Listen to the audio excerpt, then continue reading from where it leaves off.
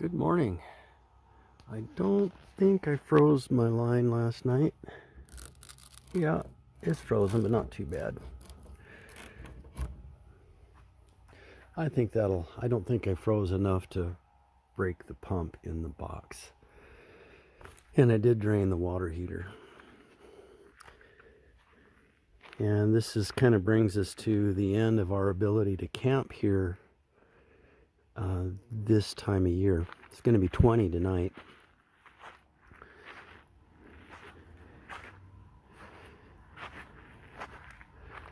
A little frosty.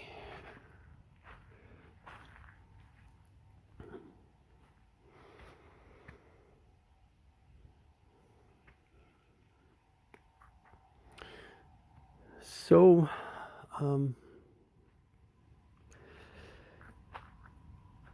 we're going to have to pull the trailer down off the mountain sometime in the next few weeks.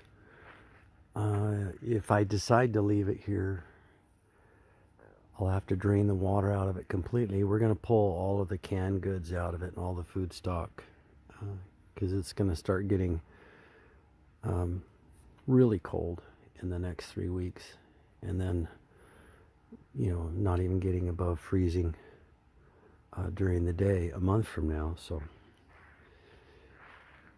trying to figure out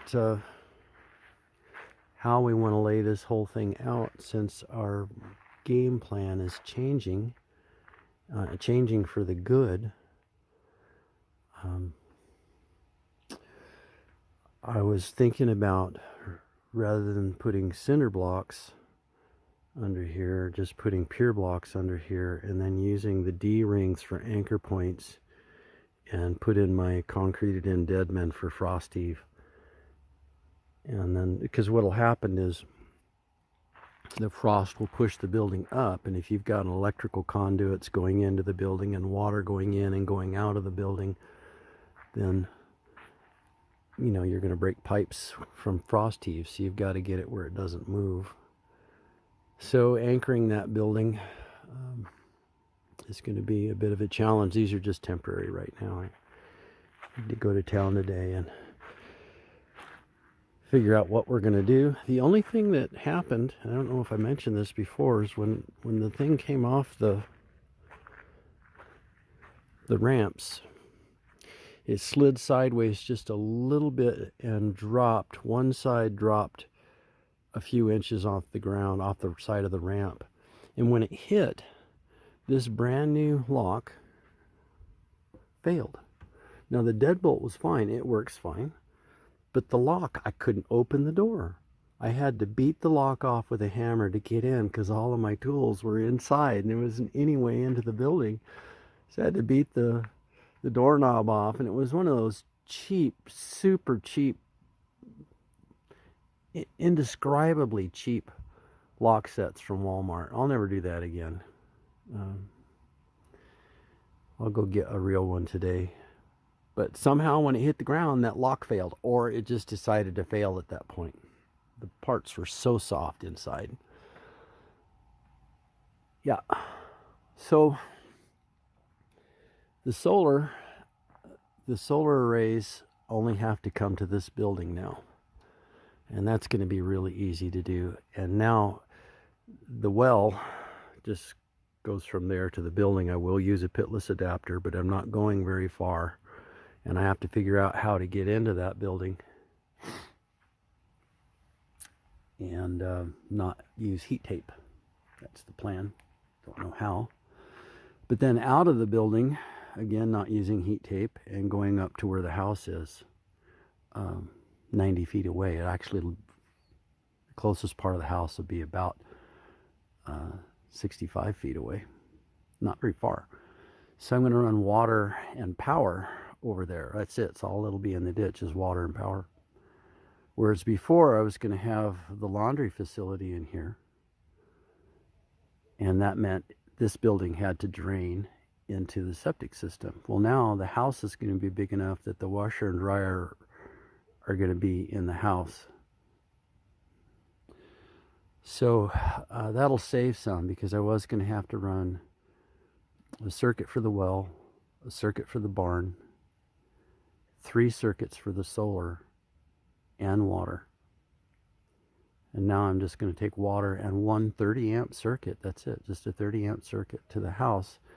65 feet is just going to be number 10 THHN, and that's it. Do that in a 3/4 inch conduit.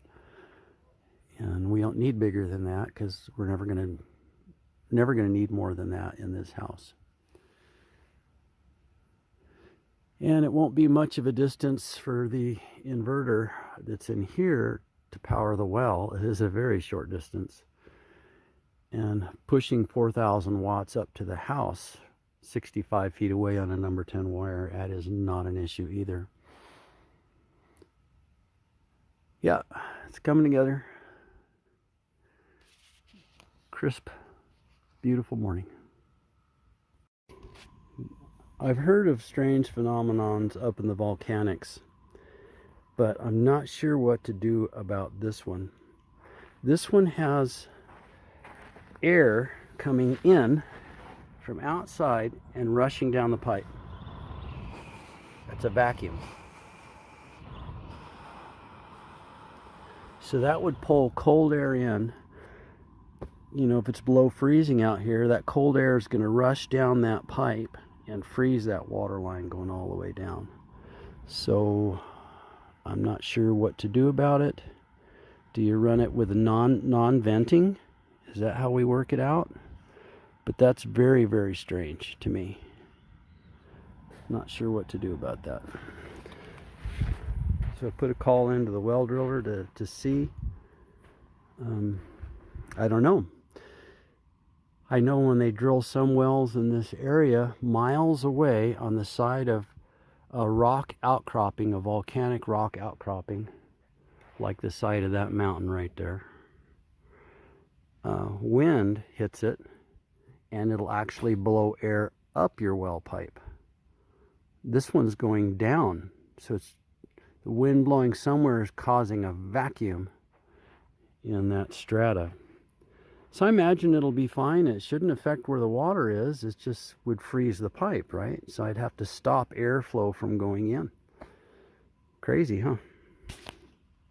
Yeah, I did a little research, and I did plug up the 1-inch hole for the water line. I mean, where the electric line goes in, because the other two are vented screens and I didn't want bugs to get sucked in there, so it's screened off now. But still a lot of vacuum, and I did some research, and what it is it's a phenomena that is characteristic to volcanic regions. Happens a lot up in Alberta. And what it is from atmospheric changes, and it's either a good thing or a bad thing. If you're wanting to know the weather change, yeah, it's a good thing, because if air is blowing, it's a low pressure coming, and if it's sucking, it's a high pressure system coming. We do have a high pressure coming the next couple of days, and sure enough, this thing is sucking. So that is a bad thing. If you have a pit, it'll pull oxygen out. If you and people have died up in Canada from this phenomena. But we don't have a pit, we're going to use a pitless adapter, so it won't be an issue here. But can you imagine how quickly the pipe will freeze? Even if it's, 30 feet down at the pitless adapter, it's going to freeze that pitless adapter, because that's, tonight's going to be 20 degrees. Can you imagine 20 degree air being sucked down that pipe? How quickly that would freeze that line. So now I've got to call into the well driller and ask him, what do you do in areas like this? They're either called suckers or blowers. Right now this one's sucking. Interesting thought, because I know well heads need to be vented, because when you pull your water level down, if water comes out, air's got to come in, right? But if what it is there's a permeable rock somewhere that's connected to the side of a mountain. Like I said over there, permeable rock connected to a mountain that breathes. All right. So the air source for the water level change could come from there. So if air is sucking down the pipe right now, that means if I cap this off so that no air can come from here, then when the water table goes down as I'm pumping the water out, it can get air from somewhere else to allow the water to come out of the well. So in other words, there's permeable air. In other pressure situations, it may be blowing. But so as the water level goes down, there's going to be air from another source. In this case, permeable rock. I think we hit permeable rock at, well, right above the water line. Yeah. So I think that's what I'll end up having to do is cap this thing off so no air can go down the hole from out here, because that's going to be a major problem for freezing. Yep. Well, always a challenge, huh? Good morning. Didn't quite get down to 25 last night, just down to 28. And the wellhead stopped sucking air. Did some research online, and it's very uncommon, but it happens a lot in Canada and volcanic areas. So the air being drawn in to the wellhead means that there was a high pressure system coming into the area. And if air is coming out, it's a low pressure system coming in. And people that have these kinds of wells, they're called suckers and blowers, they determine the weather with them. That's the only advantage. The disadvantage is when a high pressure is coming in, it's going to draw cold air down the well past the pitless adapter and freeze it. So I'll experiment with what I can do to make that livable. But what it is when you've got porous, permeable rock above the water table that's connected to some area below you, like that rock outcropping over there, then air pressure passes through that permeable rock layer. And you can see that's what this is. This stuff started coming out just before we hit the water. And it's volcanic, permeable rock. So this morning, now that the high pressure system's moved into the area and stabilized, it quit. Completely quit. No, came back just a little bit. Now it's blowing. So yesterday it was sucking air. Can you hear that? Now it's blowing air. And that's interesting, isn't it? There aren't very many wells like this. There's very few that are documented like that. So leave it to me to have a well that's a sucker and blower. That's definitely blowing today. It was definitely sucking yesterday. But this morning when I got up, there was no air moving at all. So we've got some interesting stuff, learning a new environment, really. So that's Crooks Canyon right there, and it goes right on up to about 7,000 feet behind us in the Winema National Forest. And a lot of wildlife back in there, just like our backyard at the other house, only less water, although there is a year-round spring up there, and with a pond big enough for fish. That's kind of cool. It's within walking distance from here, actually. So we took this off the cinder blocks, got it up on pier blocks, and it's level. And I've got shims so I can adjust it if the pier blocks settle, and you know they will. But the biggest thing is in this area you have frost heave, and frost heave, it depends on how wet the ground is before it got cold, right? And some years it rains and soaks the ground, and then it freezes hard for months on end, and that's where you get the heave. Other times you get really, really cold before the ground gets wet, and then you don't have a lot of heave. So what I was thinking of doing is anchoring this pouring some Deadman and anchoring it. And I'm just going to anchor it at the 4 corners because I've already got the D-rings. So we'll see how that works. Probably do it similar to how you would do a modular home. But it's here and it's close to the wellhead. So now all I have to do is put in a pitless adapter and dig over underneath, and then I'll be putting a skirt, an insulated skirt on this, so when the pipe comes up into that shed, it'll be insulated. And probably have to put on a heat tape.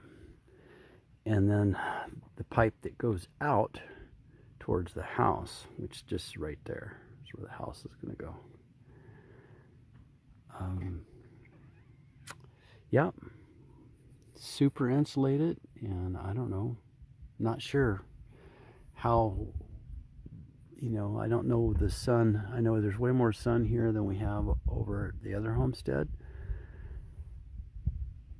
but I don't know about how often you have to clear the snow off the panels, how long it takes the frost to burn off the panels and all of that kind of stuff. So how much I'm going to need to rely on heat tape, I don't know, but I'm going to sheetrock this shed, and I'm going to put, it's got Tech foam in the floor, so I'm going to put R19 in the walls, I'm going to put R30 in the lid, I'm going to put gable end vents up there. Seems like the best thing to do is go ahead and lay 24-inch wide R30 up here, and then sheetrock it and put small gable end vents there, and then put R21 in the walls probably. And this is out here in the sun where this big broad wall is facing the south, so that I can collect as much heat as possible.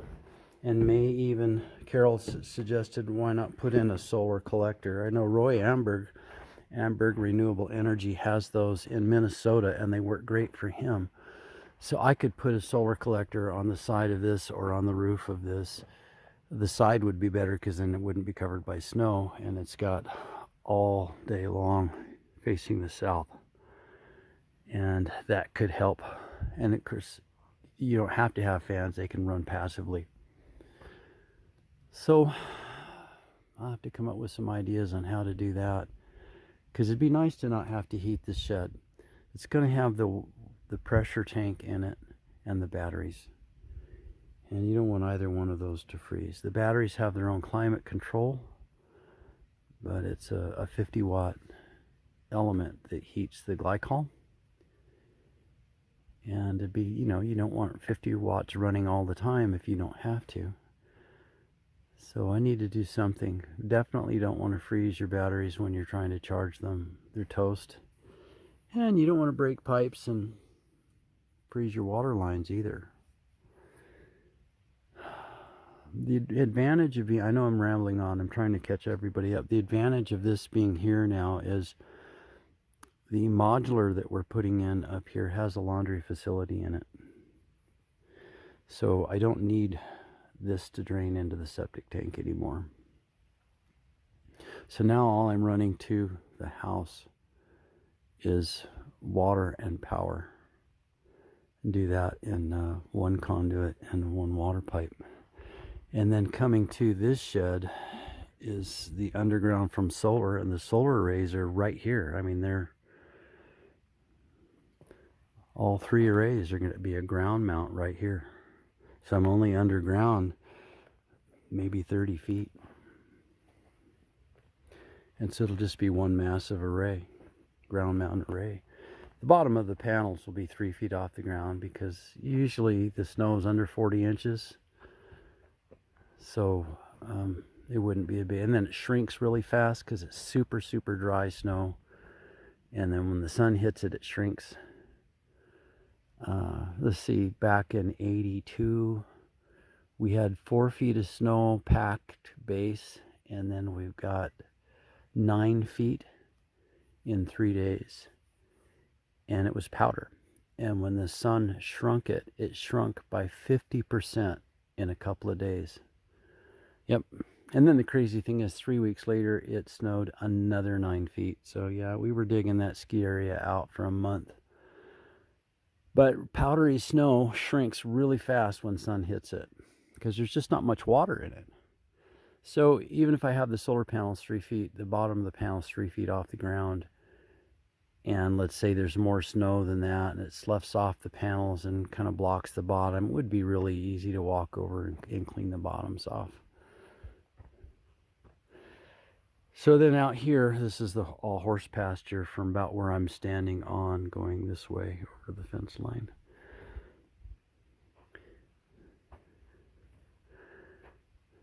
So we've done what we came to do this trip.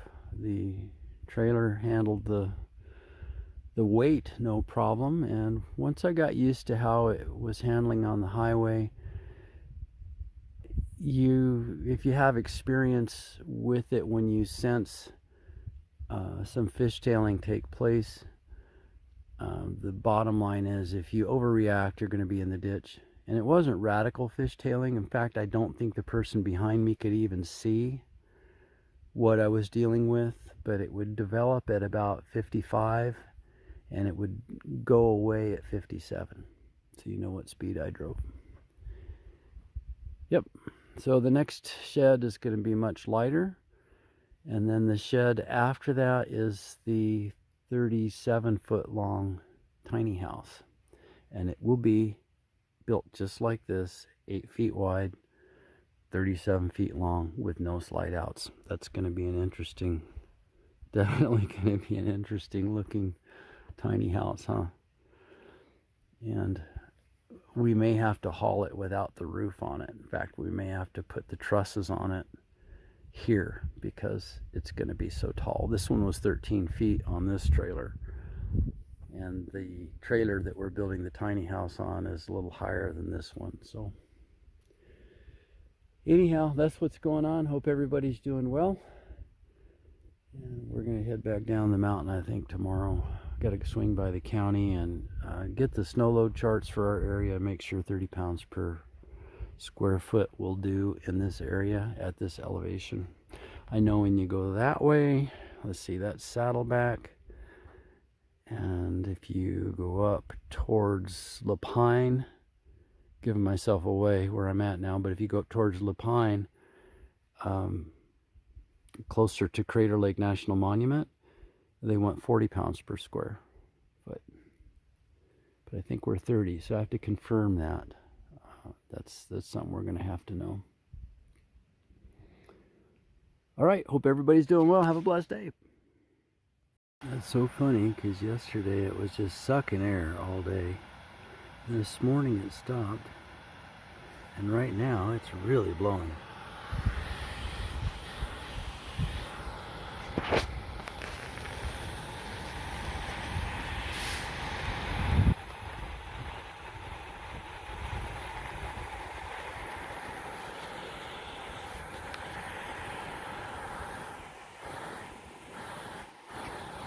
Isn't that funny?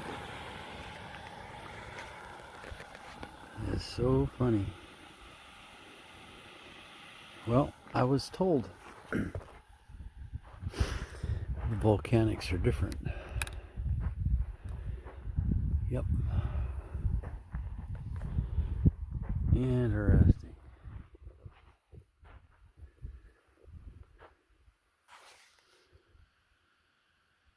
Okay, here I am in the neighbor's property, and guess what I found? Just blowing like crazy.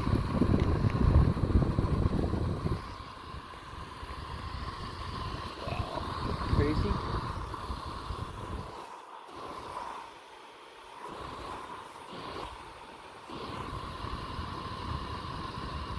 Okay. Learn something new. Wonder how many wells around here do that. Well, there aren't very many wells around here, but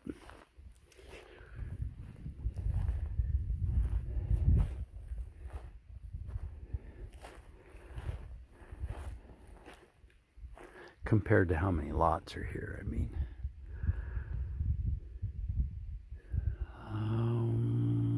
the closest well would be 1.5 miles that way. And those neighbors over there by the lake have a well. And I don't know about up on top. I see the folks up above us. There's only a couple over there on that mountain above us. And I see folks hauling water all the time, so I don't know who all has wells. But I know you go out that way to the head of the canyon and big high ridge over there. Some of the wells over there are 1,400 feet deep. Yikes. So it would stand to reason, since both of these wells are, the same depth. That's pretty interesting. And the same permeable rock. Amazing.